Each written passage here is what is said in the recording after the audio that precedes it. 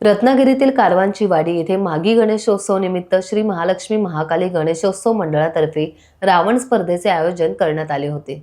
या रावण स्पर्धेमध्ये जिल्ह्यातील अनेक ठिकाणाहून स्पर्धक सहभागी झाले होते। या स्पर्धा घेण्याचा उद्देश म्हणजे लोककला लोप पावत असताना तरुण पिढीने ही कला जपावी यासाठी या स्पर्धांचे आयोजन करण्यात आले होते। रावण स्पर्धेकडे एक अनोखा प्रयोग म्हणून बघितलं जातं। ही रावण स्पर्धा पाहण्यासाठी ग्रामस्थांनी मोठ्या संख्येने हजेरी लावली होती।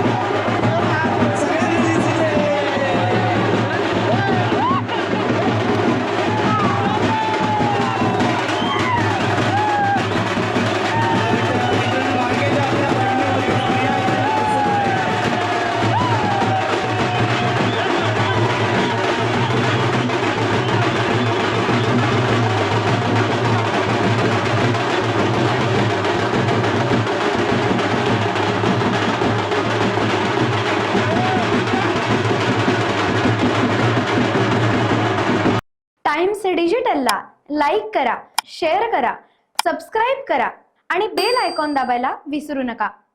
Times digital.